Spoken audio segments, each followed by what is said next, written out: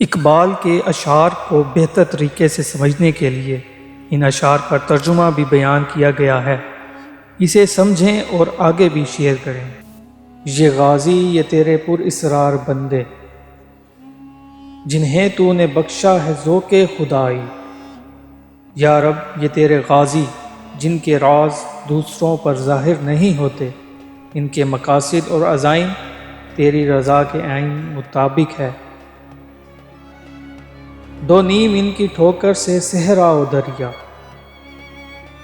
سمٹ کر پہاڑ ان کی ہیبت سے رائی۔ ان غازیوں کی ٹھوکر سے دریا اور صحرا بھی دو ٹکڑے ہو گئے، اور بلند و بالا پہاڑ بھی رائی کے دانے کی طرح بکھر گئے۔ دو عالم سے کرتی ہے بیگانہ دل کو، عجب چیز ہے لذت آشنائی۔ عشق کی لذت بھی عجب شے ہے، جو انسان کو دو جہانوں کی لذت سے بیگانہ کر دیتی ہے۔ شہادت ہے مطلوب و مقصود مومن، نہ مال غنیمت نہ کشور کشائی۔ مومن کا مطلوب شہادت کے سوا کچھ نہیں، نہ مال و غنیمت کا آرزومند ہوتا ہے اور نہ ہی اسے سلطنت و حکومت کا کچھ لالچ ہوتا ہے۔ خیاباں میں ہے منتظر لالہ کب سے، قبا چاہیے اس کو خون عرب سے۔ ہسپانیہ کی سرزمین کو ایک بار پھر ایسے لباس کی ضرورت ہے جو عربوں کے خون سے تیار ہو۔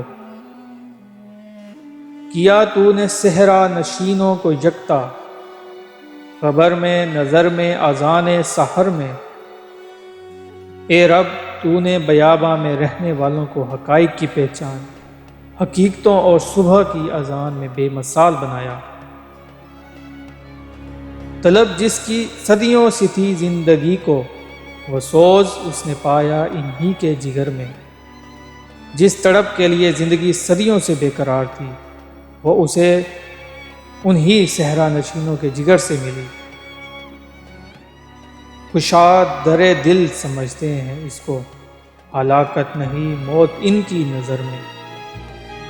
وہ موت کو ہلاکت نہیں سمجھتے، بلکہ بند دروازوں کا کھلنا سمجھتے ہیں۔